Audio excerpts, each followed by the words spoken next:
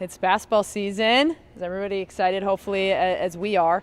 I know it's a big week for our men. They open up tomorrow night, and we open up on Thursday for our exhibition game. So I know everyone in this building is anticipating playing somebody other than ourselves right now. It's been a long preseason of beating up on each other, but we're really excited for this year. Obviously, we have very high expectations and none higher than the ones we hold for ourselves.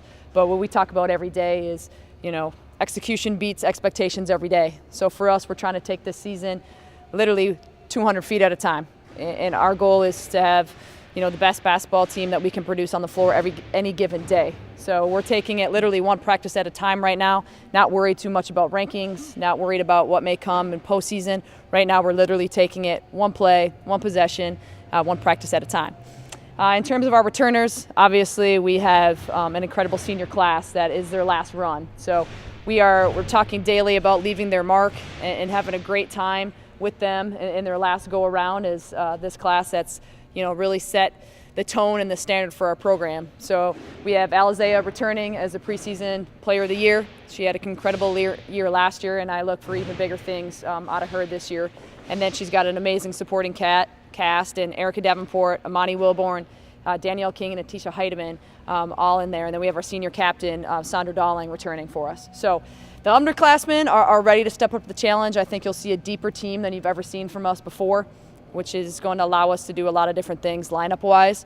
Obviously, offensively, we're very excited to see what the depth can provide for us. And then defensively, I think we spent a lot of time this summer fixing our weaknesses. And I think our team has a new sense of hunger when it comes to protecting the paint and really, fixing our defensive field goal percentages and our rebounding numbers. And then culturally, I just think we're at a really great place right now. Our team is in a very positive state. I think our headspace is phenomenal, and their chemistry is better than it's ever been. So we're excited for Thursday. Thank you guys for coming out, and hopefully the fans are equally excited.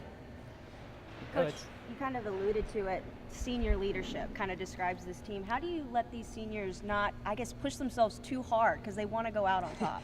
Yeah, I think my job is very easy when it comes to motivation because they're very self-motivated. And I think I've seen a new hunger in their eyes that I haven't seen before. So what we're doing is we're trying some new stuff. We're trying to really focus on the mental side of the game.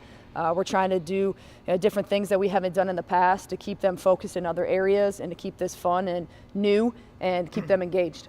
It's rare to have a senior class that big, much less one that's accomplished as those players are. I was wondering if you think back to when you were putting the class together, when you were recruiting them, could you envision this kind of success that these players have had? Well, we for sure hoped. I don't think anyone could have anticipated what the impact that they've had on this program. For me, senior day is going to be a very, very hard day. And right now I'm trying not to think about it too much because this class has meant so much not only to our program but to myself. And they were the first ones to really buy into our vision. And they've been loyal. And there's been plenty of ups, there's been plenty of downs, and we've stuck together and we've really built this culture into something special. And quite honestly, I think we're just getting started, but they'll forever be the ones for our program culture and for myself as a head coach. That was our first recruiting class. You mentioned the expectations and forget about the rankings, but what are your expectations and what are, besides wins and championships, what are the expectations to get to those high goals? Yeah, what we're trying to do is we're trying to be champions every day.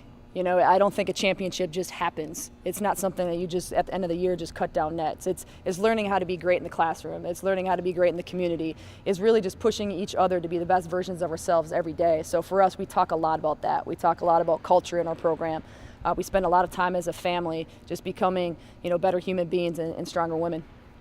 When you have the top player in your conference with Alizea, what's your expectations for her, and how do you let her kind of not get too inside her head as well? Yeah, I try to remind her about how great she wants to be. Alizea has very, very high goals for herself. So if you think, short term, it becomes very easy to get, lost in awards, lost in recognition. But if you think long term, and that's, she wants to become the best basketball player she can possibly be, well, then we're working on our weaknesses. We're working on our strengths. We're figuring out how to become a better off-ball defender, how to become, better in transition, how to get more rebounds, how to get more steals. So for her, she's challenging herself daily with different weapons to add to her arsenal.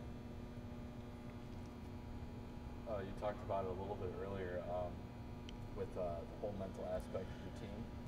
You guys were assigned that you signed that book to your players during the off-season.